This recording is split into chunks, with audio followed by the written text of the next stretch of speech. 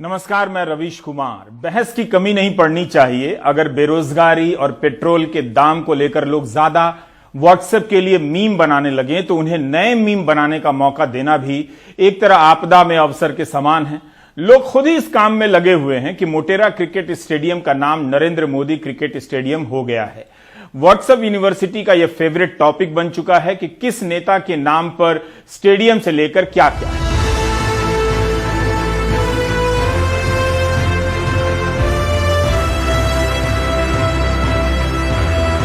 अब बहस का नया टॉपिक आया है। अहमदाबाद में मोटेरा ग्राउंड क्रिकेट स्टेडियम का विस्तार हुआ है। क्षमता के हिसाब से अब यह दुनिया का सबसे बड़ा क्रिकेट स्टेडियम है। इसका नाम प्रधानमंत्री नरेंद्र मोदी के नाम पर रखा गया है। यानी आज भारत और इंग्लैंड के बीच जो मैच शुरू हुआ है वह नरेंद्र मोदी क्रिकेट स्टेडियम में हुआ है। नए स्टेडियम का उद्घाटन भारत के राष्ट्रपति रामनाथ कोविंद ने किया और नए नाम की शिला पट्टिका का लोकार्पण गृह मंत्री अमित शाह और खेल मंत्री किरण रिजिजू ने। इस मौके पर बीसीसीआई के सचिव जय शाह भी मौजूद थे। राष्ट्रपति कोविंद ने बताया कि स्टेडियम की संकल्पना प्रधानमंत्री मोदी ने की थी जब वे गुजरात के मुख्यमंत्री थे। उस समय वे गुजरात क्रिकेट संघ के अध्यक्ष हुआ करते थे। इस बात को लेकर विवाद हो गया कि प्रसार भारती और समाचार एजेंसी पीटीआई ने अपने ट्वीट में सरदार पटेल स्टेडियम के उद्घाटन की बात लिखी है। इन सब के डिटेल में जाने से क्या लाभ, डिटेल कहीं और आपका इंतजार कर रहे हैं। जो लोग नरेंद्र मोदी क्रिकेट स्टेडियम से हैरान हैं, उन्हें कम से कम मध्य प्रदेश के तत्कालीन शिक्षा मंत्री पारस जैन को याद करना चाहिए, जिन्होंने मई 2014 में ही कहा था कि स्कूलों के पाठ्यक्रम में नरेंद्र मोदी के जीवन के बारे में पढ़ाया जाना चाहिए। तब 31 मई 2014 को प्रधानमंत्री ने ट्वीट किया और यह खबरें छपी भी हैं कि मैं अखबारों में पढ़ रहा हूं कि कुछ राज्य अपने स्कूलों के पाठ्यक्रम में नरेंद्र मोदी के जीवन संघर्ष को शामिल करना चाहते हैं। मैं मानता हूं कि जीवित व्यक्ति के जीवन संघर्ष को स्कूलों के पाठ्यक्रम में शामिल नहीं किया जाना चाहिए। एक अन्य ट्वीट में प्रधानमंत्री ने कहा कि आज के भारत को बनाने वाले नायकों का समृद्ध इतिहास रहा है। युवा मन को उन महान हस्तियों के बारे में पढ़ना चाहिए और प्रेरणा लेनी चाहिए। तब इस बात की बहुत तारीफ हुई थी कि प्रधानमंत्री महिमा मंडन की राजनीति से कोसों दूर है, बढ़ावा नहीं दे रहे हैं। उससे कुछ साल पहले यूपी में मायावती की बहुत आलोचना हुई थी। बीजेपी ने की थी कि अपने जीवन काल में अपनी ही मूर्ति बनवा ली है उन्होंने। कई नेताओं के जीवन काल में ऐसा हो चुका है। बहरहाल आज पारस जैन खुद को दूरदर्शी महसूस कर रहे होंगे कि उन्होंने पहले ही ऐसा सोच लिया कि पाठ्यक्रम में शामिल करना चाहिए, लेकिन रोक दिया गया। मगर अब गृह मंत्री को कौन रोक सकता है। समुद्र वसने देव गृह मंत्री अमित शाह अपने सहयोगी मंत्री के साथ उस नाम पट्टिका का अनावरण कर रहे हैं जिस पर नरेंद्र मोदी क्रिकेट स्टेडियम लिखा है। अब कौन याद दिलाना चाहेगा, कौन पूछेगा कि इसके लिए प्रधानमंत्री कैसे तैयार हो गए। वो तो अपने बारे में स्कूलों के पाठ्यक्रम में पढ़ाए जाने का विरोध करते थे, अब उनके नाम से क्रिकेट स्टेडियम। प्रधानमंत्री ने भी नहीं सोचा होगा कि शिवराज सिंह चौहान के शिक्षा मंत्री को ऐसा करने से तो रोक दिया, लेकिन उन्हीं की सरकार के दो कद्दावर मंत्री उनके नाम से स्टेडियम का उद्घाटन कर रहे हैं। क्या करूं। 12 फरवरी 2015 की बीबीसी की रिपोर्ट आप पढ़ सकते हैं कि प्रधानमंत्री मोदी को अपने नाम पर मंदिर बनाए जाने का विचार पसंद नहीं आया है। उन्होंने ट्वीट किया कि मैंने खबर पड़ी है कि मेरे नाम से मंदिर बनाया जा रहा है।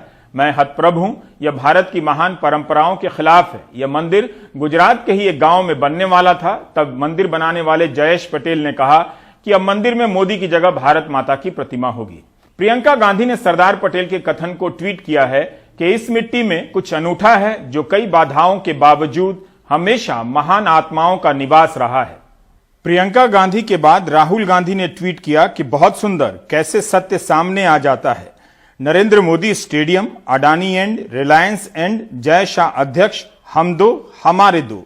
लेकिन अब नरेंद्र मोदी स्टेडियम है, इसका उद्घाटन हो चुका है। यह बहुत अच्छा टॉपिक भी है। बहकाने का मंत्र है या नहीं, कह नहीं सकता, लेकिन बहस होगी तो शायद यह जवाब भी मिल जाए कि राष्ट्रपति को क्या प्रधानमंत्री के नाम से स्टेडियम का उद्घाटन करना चाहिए। जो प्रधानमंत्री खुद को पढ़ाए जाने या खुद के मंदिर बनाने का विरोध करते थे, उनकी नरेंद्र मोदी क्रिकेट स्टेडियम को लेकर क्या प्रतिक्रिया है।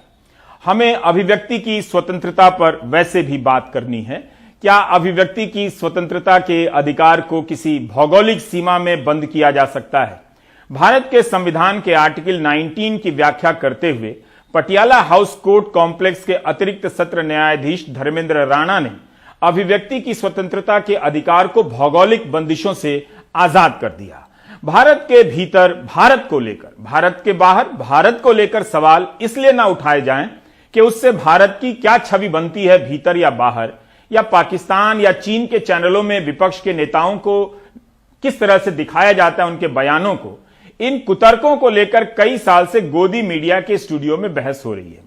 व्हाट्सएप यूनिवर्सिटी के जरिए रिश्तेदारों के समूह में यह बात मानी जा चुकी है कि भारत में होने वाले ट्विटर ट्रेंड की खबरें अगर पाकिस्तान या अमेरिका में छपती हैं तो भारत की बदनामी होती है। अतिरिक्त सत्र न्यायाधीश धर्मेंद्र राणा के फैसले की कॉपी में आर्टिकल 19 की व्याख्या पहले से कहीं अधिक व्यापक हो चुकी है। इसके एक हिस्से में जज लिखते हैं कि यहां तक कि भारतीय गणतंत्र के संस्थापकों ने भी अलग अलग मतों को उचित सम्मान दिया और अभिव्यक्ति की स्वतंत्रता के अधिकार को मौलिक अधिकार माना। भारत के संविधान के आर्टिकल 19 में असहमति के अधिकार को मजबूती के साथ जोड़ा गया है। मेरे सुचिंतित विचार में अभिव्यक्ति की स्वतंत्रता के दायरे में दुनिया भर के श्रोताओं को आकर्षित करने का अधिकार भी शामिल है। संचार पर कोई भी भौगोलिक बंदिश नहीं है। एक नागरिक का मौलिक अधिकार बनता है कि वह देश के बाहर श्रोताओं तक पहुंचने के लिए संचार को प्रेषित करने और ग्रहण करने के श्रेष्ठ माध्यमों का इस्तेमाल करे, बशर्ते वह कानून के दायरे में हो। हम एक ऐसे दौर में हैं जहां लोकल लेवल पर लिखना ग्लोबल हो जाता है। फेसबुक और इंस्टा पर आपका लिखा कहीं भी पढ़ा जा सकता है और आपको कहीं से भी कोई फॉलो कर सकता है। चीन के अखबार में आपकी टिप्पणी छप जाए, इसका मतलब यह नहीं कि आपने चीन से साठगांठ कर ली है। इकोनॉमिक टाइम्स की खबर है कि 2020 के साल में चीन भारत का पहले नंबर का व्यापारिक साझेदार बन गया। यह भारत सरकार का डेटा है। जिस समय 200 से अधिक मोबाइल ऐप बंद कर दिए गए, कुछ ठेकों को रद्द करने की खबरें आईं या फुलझड़ियां लड़ियों के बहिष्कार से आपको राष्ट्रवाद का मंत्र दिया जा रहा था, उसी समय चीन भारत के साथ अपना कारोबार भी बढ़ा रहा था। भारत आयात किए जा रहा था चीन से। अमेरिका पहले नंबर का साझेदार था, लेकिन अब चीन हो गया है। व्यापार की मात्रा में जरूर कमी आई है। जब किसानों को बहकाने का मंत्र मांगा जा रहा है तो चेक करते रहिए कि इस तरह से मंत्रों से कहीं आप तो नहीं बहकाए गए हैं, माने कह रहे हैं। रविश, ये बहुत बड़ा प्रश्न आपने पूछा है। मैं सबसे पहले आपको क्लैरिफाई कर दूं कि जो लोअर कोर्ट्स हैं वो संविधान की व्याख्या नहीं करती, लेकिन संविधान के और लॉ के प्रावधान को उन्हें अप्लाई करना पड़ता है। जैसे इस केस में जज के सामने ये मुद्दा था कि क्या आर्टिकल 19 का प्रोटेक्शन अवेलेबल है किसी ग्लोबल ऑडियंस के लिए या नहीं है, तो उसके लिए उन्होंने अपने लॉ को अप्लाई किया। देखिए, तीन बड़ी महत्वपूर्ण बातें इस ऑर्डर में जो पैराग्राफ आपने अभी जिक्र किया उसमें हुआ है। एक तो ये कि संविधान सभा में डाइवर्जेंस ऑफ ओपिनियन था। आप देखिए, एक तरफ कांग्रेस के लोग थे तो दूसरी तरफ श्यामा प्रसाद मुखर्जी थे, लेफ्ट का भी वहां रिप्रेजेंटेशन था, मौलाना हसरत मोहानी थे, कंजर्वेटिव्स भी थे, राजेंद्र प्रसाद थे, के.एम. मुंशी थे। ये बात जज ने बिल्कुल सही कही है कि राइट टू डिसेंट जो है वो अनुच्छेद 19 का हिस्सा है। आपको ताज्जुब होगा कि पिछले 10-12 साल में सुप्रीम कोर्ट के डिसेंटिंग ओपिनियन भी बहुत कम आने लगे हैं। देखिए, डिसेंट की इंपॉर्टेंस जो है, जो इसमें धर्मेंद्र राणा कहना चाह रहे हैं कि जितने भी आइडियाज हों, कॉन्फ्लिक्टिंग आइडियाज हों, वो सारे ओपिनियन, वो सारे आइडियाज एक्सप्रेस होने चाहिए। और क्यों एक्सप्रेस होने चाहिए कि मार्केट प्लेस में जब सारे आइडियाज आ जाएंगे और कंपटीशन ऑफ आइडियाज होगा, उससे सच बाहर आएगा। अगर आप किसी आइडिया को एक्सप्रेस करने से रोकते हैं तो लोगों को लगेगा वही सच था। तो अगर आप झूठ का पर्दा फाश करना चाहते हैं, तब भी आपको वो आइडिया जो आपको लग रहा है झूठ है, उसे एक्सप्रेस कर देना चाहिए। जैसे अगर यह महसूस होता हो कि ये फार्म लॉस किसानों के बहुत फायदे में है, तो फिर जो उसके खिलाफ बोल रहे हैं उन्हें भी बोलने देना चाहिए, ताकि लोग एक सही ओपिनियन बना लें और वो देख लें कि जो खिलाफ बोल रहे हैं उनके आर्गुमेंट्स में कोई दम नहीं है। देखिए, जेल में रहते हुए भी आर्टिकल 19 का प्रोटेक्शन रहता है। बहुत ज्यादा किताबें और अच्छी किताबें जेलों में लिखी गई हैं। और ये जो लास्ट पॉइंट कहा जज ने कि ग्लोबल ऑडियंस, ये इनका एक बहुत बड़ा कंट्रीब्यूशन है, क्योंकि अभी तक आर्टिकल 19 के बारे में ये बात क्लियरली नहीं कही गई थी। और ये भी बात कही उन्होंने कि बेस्ट मीन्स ऑफ कम्युनिकेशन जो है वो इस्तेमाल करने का हक है। आप देखिए कि ये केसेस हो चुके हैं, सुप्रीम कोर्ट का फैसला है। इंदिरा जी ने ये कह दिया था कि अखबार जो है वो 10 पेज से ज्यादा का नहीं छपेगा, उसको सुप्रीम कोर्ट ने स्ट्राइक डाउन किया था। कोई एक न्यूज़पेपर के ऊपर पाबंदी लगा दी गई कि वो मद्रास में नहीं आएगा, उसके सुप्रीम कोर्ट ने स्ट्राइक डाउन कर दिया। तो जो वॉल्यूम है और सर्कुलेशन है उसका भी राइट है। और फिर ये जो 4 कॉर्नर्स ऑफ लॉ की बात कह रहे हैं, इसमें अनुच्छेद 19(2) में जो रेस्ट्रिक्शंस दी हैं, डिफेमेशन मत कीजिए, कंटेम्प्ट ऑफ कोर्ट मत कीजिए, विदेशों से भारत के रिश्ते खराब मत कीजिए, देश की संप्रभुता और अखंडता पर कोई ऐसी बात मत कहिए जो उससे नुकसान पहुंचता हो। जैसे रामदेव जी की किताब पर पाबंदी लगी हुई है, अब वो किताब आप व्हाट्सएप पे शेयर कर दें तो ये 4 कॉर्नर्स ऑफ लॉ से आप बाहर चले गए। मैं ये समझता हूं कि जो पूरा एक इस केस में जज कहना चाह रहा है कि फ्रीडम ऑफ स्पीच में आप हर चीज कह सकते हैं मगर वायलेंस ना करें। अभिव्यक्ति की स्वतंत्रता की कोई भौगोलिक सीमा नहीं है। वक्त के साथ संविधान की धाराएं नदियों की धाराओं की तरह नए नए रास्ते खोजती रहती हैं। बिना सबूतों के दिशा को गिरफ्तार कर दिल्ली पुलिस ने संविधान की पाठशाला में दिशा ए रवि को हमेशा के लिए अनिवार्य चैप्टर बना दिया है। क्या इस जजमेंट को अब शिक्षा मंत्रालय की गाइडलाइन के आलोक में देखा जा सकता है? हाल की इन खबरों और विश्लेषणों पर आपका ध्यान तो गया होगा कि 15 जनवरी को शिक्षा मंत्रालय ने अपनी गाइडलाइन में ऑनलाइन सेमिनारों के लिए नए नियम जोड़े हैं। यदि कोई सरकारी संस्थान भारत की सुरक्षा और आंतरिक मामलों जैसे कश्मीर या पूर्वोत्तर के राज्यों पर कोई ऑनलाइन कार्यक्रम, वर्चुअल कॉन्फ्रेंस, सेमिनार, ट्रेनिंग आदि करना चाहता है तो उन्हें पहले सरकार से अनुमति लेनी होगी। गाइडलाइन में लिखा है कि ऐसे किसी कार्यक्रम में भारतीय डेलीगेशन द्वारा दी जाने वाली जानकारी और प्रेजेंटेशन का विश्लेषण किया जाएगा, उसकी स्क्रूटिनी होगी। मतलब आपके शोध पत्र को कोई जांच सकता है, कौन करेगा इसमें नहीं लिखा है। अनुमति मिलने के दौरान कार्यक्रम का लिंक विदेश मंत्रालय के साथ साझा करना होगा। सभी मंत्रालयों, पीएसयू, केंद्रीय शैक्षणिक संस्थान, केंद्र, राज्य या केंद्र शासित प्रदेशों द्वारा संचालित विश्वविद्यालयों को कार्यक्रम और उसमें शामिल होने वाले प्रतिभागियों के लिए अनुमति लेनी होगी। जिन कार्यक्रमों में विदेशों से पैसे और प्रायोजक मिल रहे हैं या जिसमें विदेशी प्रतिभागी शामिल हैं, उन कार्यक्रमों के लिए विदेश मंत्रालय से मंजूरी अनिवार्य है। डॉक्टरों, वैज्ञानिकों और संयुक्त सचिव और उससे ऊपर के सरकारी अफसरों को भी विदेश मंत्रालय से अनुमति लेनी होगी। इस तरह तो विदेश मंत्रालय यूनिवर्सिटी का एक और वाइस चांसलर बन जाएगा। पहले भी अनुमति की प्रक्रिया थी मगर औपचारिक रूप से।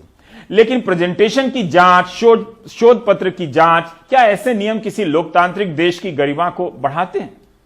सोचिए, इस तरह की गाइडलाइन को देखकर दुनिया विश्वगुरु भारत और उसकी खस्ता हाल यूनिवर्सिटी के बारे में क्या सोचेगी? कश्मीर पर शोध पत्र पढ़ना हो तो क्या उसकी जांच मंत्रालय के अधिकारी करेंगे? अगर उन्होंने रोक दिया या कुछ हिस्सा हटा दिया तो क्या उसे लेकर शोधकर्ता को कोर्ट जाना होगा कि अभिव्यक्ति की स्वतंत्रता के अधिकार का हनन हुआ है? 20 फरवरी के इंडियन एक्सप्रेस में छपी खबर के मुताबिक the Indian academy of sciences, the Indian national science academy और नेशनल एकेडमी ऑफ साइंसेज से जुड़े वैज्ञानिकों ने अपने पत्र में लिखा है कि हमारे देश की सुरक्षा की रक्षा अवश्य करनी चाहिए, लेकिन भारत के आंतरिक मामलों में ऑनलाइन कार्यक्रम आयोजित करने से पहले अनुमति क्यों लेनी होगी? इन वैज्ञानिकों ने पूछा कि आंतरिक मामले क्या होते हैं? इससे तो भारत में विज्ञान के विकास की प्रक्रिया संकुचित होती चली जाएगी। आपको लगता है कि Harvard university, Yale university, Oxford university, Columbia university अपने देश में ऐसे नियमों को स्वीकार कर लेते, या भारत के ऐसे नियमों से वहां जाने वाले भारतीय डॉक्टर, वैज्ञानिक या प्रोफेसरों की अच्छी प्रतिष्ठा होगी? जब प्रधानमंत्री जहाज चलाने का काम बाबुओं को नहीं देना चाहते हैं तो बाबुओं को शोध पत्र पढ़ने, उनके प्रेजेंटेशन को जांचने का काम क्यों देना चाहते हैं? क्या यह एक तरह का कंट्रोल नहीं है? वेल्थ क्रिएटर भी देश को जरूरी होते हैं, तभी तो वेल्थ बांटेंगे। गरीब तक वेल्थ बांटेंगे कहां से? रोजगार देंगे कैसे? और सब कुछ बाबू ही करेंगे। आईएएस बन गया मतलब वो फर्टिलाइजर का कारखाना भी चलाएगा, आईएएस हो गया तो वो केमिकल का कारखाना भी चलाएगा, आईएएस हो गया वो हवाई जहाज भी चलाएगा। ये कौन सी बड़ी ताकत बना के रख दी है हमने? बाबुओं के हाथ में देश दे करके हम क्या करने वाले हैं? हमारे बाबू भी तो देश के हैं, तो देश का नौजवान भी तो देश का है। हम हमारे देश के नौजवानों को जितना ज्यादा अवसर देंगे मुझे लगता है उसको उतना ही लाभ होने वाला है। दिशा ए रवि के मामले में जहां पटियाला हाउस कोर्ट के जज अभिव्यक्ति की स्वतंत्रता को भौगोलिक सीमाओं से आजाद कर रहे हैं, वहीं भारत सरकार का शिक्षा मंत्रालय आंतरिक मामलों के नाम पर अभिव्यक्तियों को भौगोलिक सीमाओं में बांध रहा है। 22 फरवरी के इंडियन एक्सप्रेस में भारत सरकार के प्रधान वैज्ञानिक सलाहकार के विजय राघवन ने कहा है कि सरकार इन नियमों में बदलाव करेगी।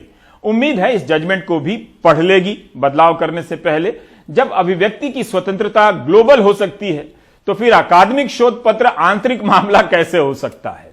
22 साल की यह लड़की बिना किसी गुनाह और सबूत के 7 दिनों तक जेल में रखी गई। उसने उस राज्य की शक्ति को करीब से देखा होगा जो तरह तरह की बातें बनाकर किसी को आतंकवादी साबित कर देने की महारत रखता है। जज ने अपने फैसले में कई बार लिखा है कि हिंसा साजिश से जुड़े सवालों को लेकर पुलिस कोई सबूत पेश नहीं कर पाई। इस फैसले में लिखा है कि सरकारी वकील ने मान लिया है कि टूल किट का गणतंत्र दिवस के दिन हुई हिंसा से कोई संबंध था, इसका कोई सीधा सबूत नहीं है। यह बात दिल्ली पुलिस के लिए कितनी शर्मनाक है। व्यापक साजिश की दलील भी दलदल में उलझ गई। जज ने बॉम्बे हाईकोर्ट के एक फैसले का हवाला दिया कि इधर उधर की बातों से साजिश साबित नहीं होती, सबूत चाहिए होते हैं। सरकारी वकील के पास कोई सबूत नहीं था। जब पूछा गया कि पीजेएफ क्या प्रतिबंधित संगठन है, क्या कोई केस चल रहा है, तो उसका जवाब भी ना में था। गणतंत्र दिवस की हिंसा के मामले में गिरफ्तार लोगों से हुई पूछताछ से भी दिशा को लेकर कोई बात सामने आई है, इसका जवाब ना में था। दिशा के खिलाफ हर वो दलील जो गोदी मीडिया और नेताओं के जरिए आप तक पहुंचाई गई, पुलिस कोर्ट में साबित नहीं कर सकी। दिशा को लेकर बीजेपी के कई नेताओं ने ट्वीट किए। बीएल संतोष और गजेंद्र सिंह शेखावत के ट्वीट को आप देख सकते हैं। बीएल संतोष ने अपने ट्वीट में कहा है कि 21 साल की उम्र को ढाल की तरह इस्तेमाल किया जा रहा है अपराध को छिपाने के लिए। गजेंद्र सिंह शेखावत लिखते हैं कि अगर 21 साल की उम्र आधार है तो वे परमवीर चक्र विजेता सेकंड लेफ्टिनेंट अरुण खेत्रपाल पर गर्व करना चाहेंगे। सोचिए, एक तरफ 22 साल की एक लड़की है और दूसरी तरफ सरकार के कद्दावर मंत्री, बीजेपी के नेता, मीडिया का बड़ा हिस्सा। यह सब कुछ बिना सबूत के हुआ। दिशा रवि के पिता बेहद संक्षिप्त और औपचारिक प्रतिक्रिया जारी कर रहे हैं। We have not done anything, any mistake, or my daughter has been done nothing wrong in anything. We have to believe in our this thing, judiciary. Yes, sir. Justification, whatever this thing. I am an Indian.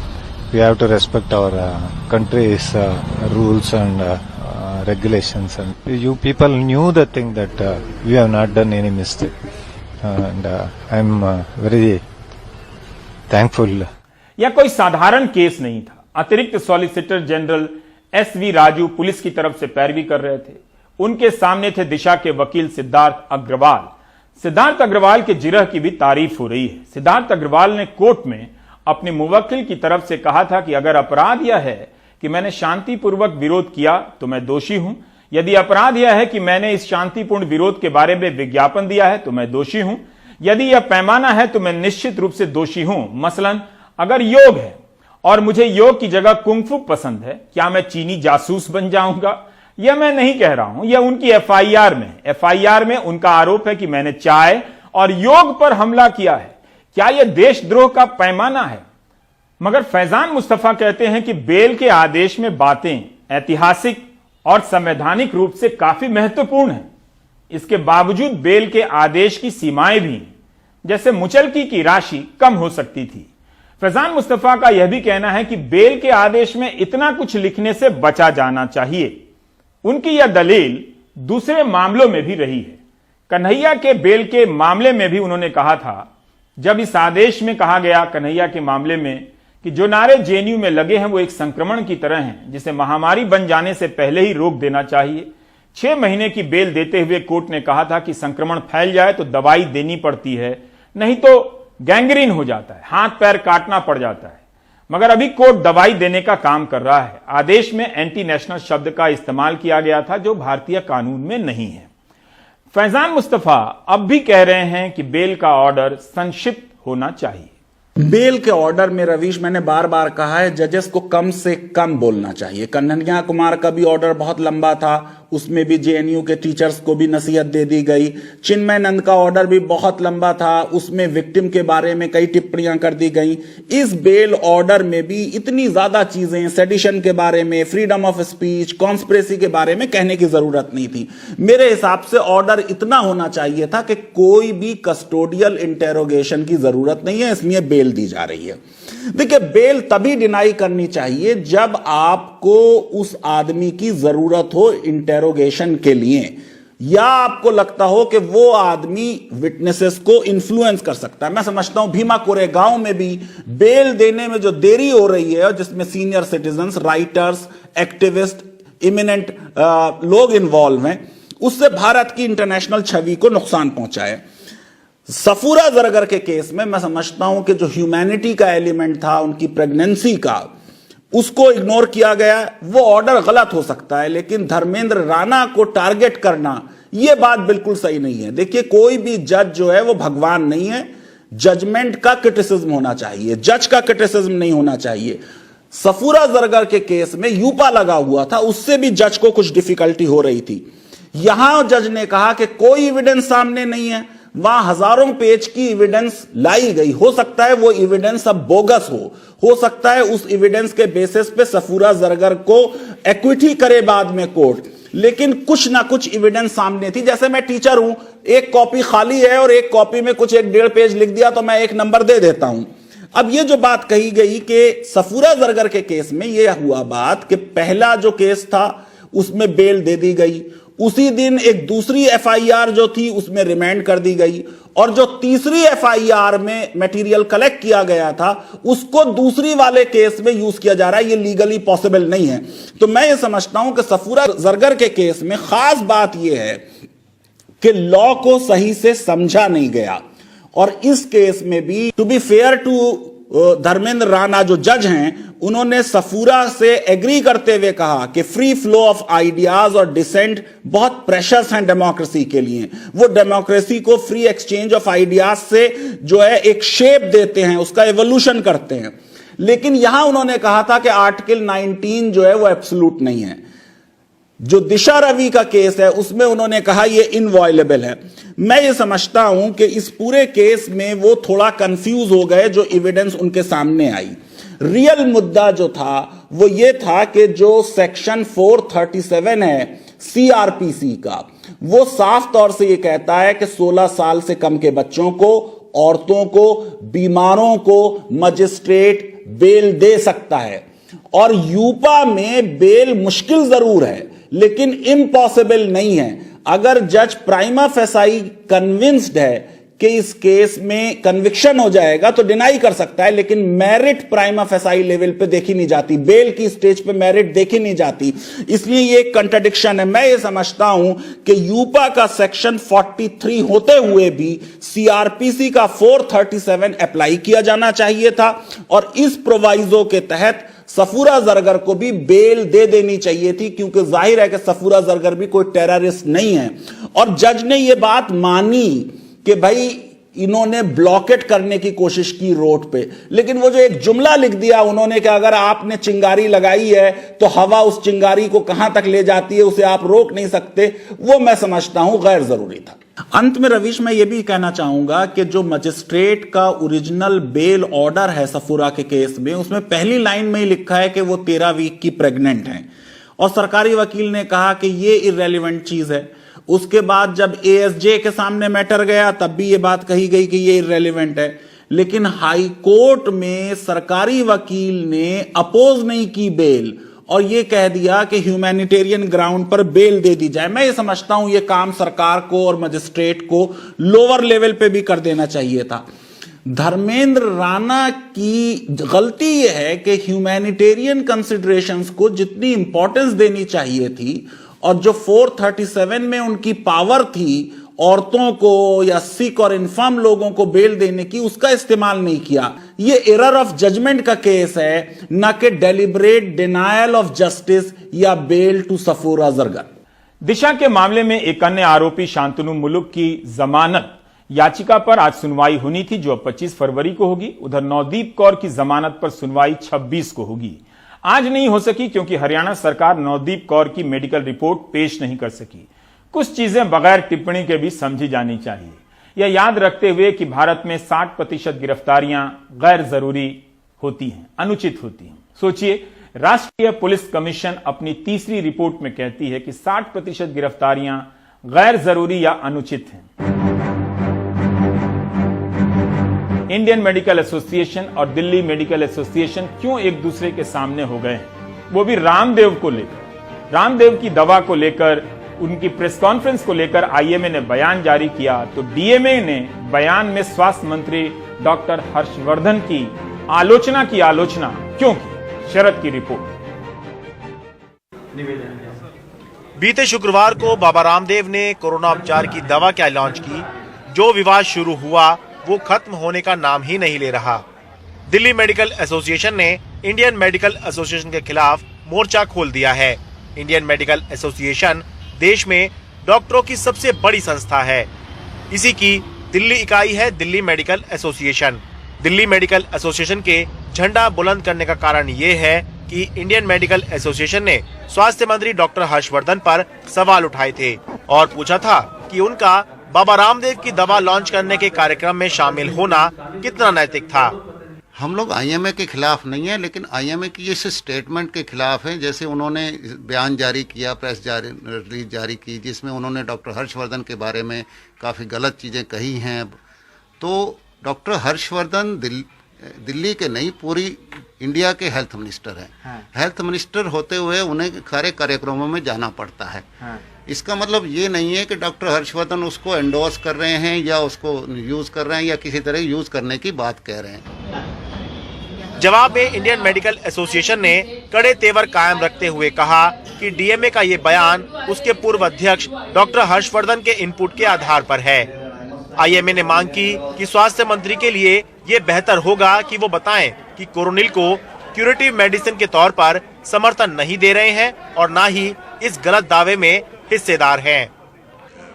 Technical जो जैसे बोलते हैं पास करने की, release करने की, trials की, वो सबकी हमने डिटेल मांग की है। अगर वो हमको दे देवे अच्छी तरह से तो हम लोग पढ़ेंगे उसको, हम लोग मालूम हो जाएगा कि क्या दवाई है क्या नहीं है। और एलोपैथिक डॉक्टर होने के नाते वो काउंसिल के मेंबर है, तो उन्होंने एज ए मिनिस्ट्री एक तो ऐसे कोई प्राइवेट कंपनी में प्रमोट करना ये बराबर बात नहीं है, ऐसे हम मानते हैं। इंडियन मेडिकल एसोसिएशन ने पतंजलि की कोरोना दवा को गलत तरीके से निर्मित अवैज्ञानिक उत्पाद बताया था, तो बुधवार को पतंजलि आयुर्वेद के मैनेजिंग डायरेक्टर आचार्य बालकृष्ण ने 4 पन्नों की प्रेस रिलीज जारी करके इंडियन मेडिकल एसोसिएशन पर जमकर हमला बोला। उन्होंने कहा कि इतने अच्छे खासे डॉक्टर भी साइंटिफिक रिसर्च के कॉन्सेप्ट को नहीं समझ रहे, ये बहुत निराशाजनक है। डॉक्टर हर्षवर्धन ने कभी भी मॉडर्न मेडिसिन को कमतर पेश नहीं किया। प्रेस कॉन्फ्रेंस में उनकी मौजूदगी दिखाती है कि वो अन्य मेडिसिन सिस्टम को स्वीकार्यता दिलाने के लिए कितने ईमानदार प्रयास कर रहे हैं। आज के हालात में ये बहुत दुखद है कि कुछ health care professional scientific research और उसकी समझ के प्रति कम ध्यान देते हैं और इसी कारण गलत तरीके से निर्मित अवैज्ञानिक उत्पाद जैसे आरोप इंडियन मेडिकल एसोसिएशन के अधिकारी लगाते हैं। कोरोनिल एक सबूत आधारित दवाई है, कोई खुफिया मेडिसिन नहीं, बल्कि इसके सभी तत्वों के बारे में आम जनता के बीच में जानकारी दी गई है। यही नहीं, सभी रिसर्च और समीक्षा के बाद सक्षम लाइसेंसिंग अथॉरिटी ने मंजूरी दी है। इंडियन मेडिकल एसोसिएशन अपना बयान वापस ले। 6-7 महीने पहले वैसे ही दवाई लाई थी, तभी भी आईएमए ने उनके खिलाफ रिक्वेस्ट किया था कि हमको पूरा डिटेल दिया जाए, तभी वो दवाई विड्रॉ कर ली थी। लेकिन आज के तारीख में गवर्नमेंट विड्रॉ नहीं जल्दी करती है और आज वापस दवाई लाई है, लेकिन अभी भी क्लैरिटी नहीं है। एक आयुर्वेदिक रिसर्च है, उसमें खाली 45 केसेस स्टडी किए गए हैं। आज वर्ल्ड ओवर कोरोना के इतने पेशेंट है, इतने मृत हो गए हैं और उसके स्ट्रेन भी बदली हो रहे, तो एक 45 ये कोई सैंपल सर्वे हो सकता है क्या आज के तारीख में? क्यों खाली एक 45 सैंपल सर्वे? इसके तो क्लैरिटी है ही नहीं ना इसके अंदर। एक कोरोना है और दूसरा कोरोना उपचार की दवा का विवाद है। दोनों की ही हालत इस समय एक जैसी है, ना कोरोना खत्म हो रहा है और ना ही कोरोना उपचार की दवा का विवाद। दिल्ली से मैं शरद शर्मा, एनडीटीवी इंडिया। उम्मीद है डॉक्टर बिरादरी खुलकर अपनी बात कह पा रही होगी। मैं व्हाट्सएप ग्रुप की बात कर रहा हूं। कोरोना की वैक्सीन मुफ्त नहीं लगेगी, सिर्फ सरकारी केंद्रों पर मुफ्त में लगेगी, लेकिन जो लोग प्राइवेट केंद्रों पे जाकर लगाना चाहते हैं वो पैसे देकर लगा सकते हैं। कितने पैसे देने होंगे ये तय हो जाएगा। अब लेते हैं एक छोटा सा ब्रेक।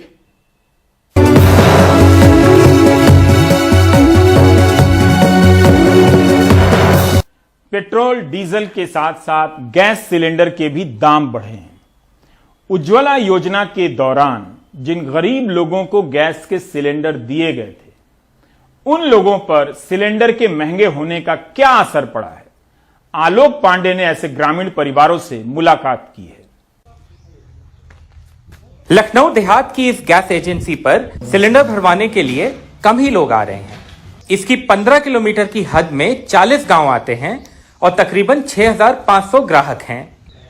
इनमें से आधे लोगों को मोदी सरकार की उज्ज्वला योजना के तहत गैस सिलेंडर मिला है, जो गरीब लोगों के लिए है। पिछले 6 महीनों में गैस सिलेंडर के दाम 170 रुपए तक बढ़ गए हैं। इस दौरान सिलेंडर भरवाने वालों की संख्या में कमी आई है।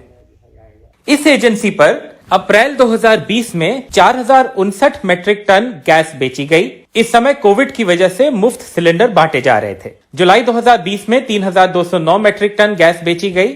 जनवरी 2021 में ये घटकर 2,679 मीट्रिक टन ही रह गई। दाम जब नॉर्मल ही रहेंगे, औसत में रहेंगे, तभी हमारा लोगों का भी फायदा है, एजेंसी का तभी फायदा। जब रिफिल ज्यादा होगी तो एजेंसी का फायदा होगा, वो कस्टमर को भी आसानी रहेगी गैस लेने में।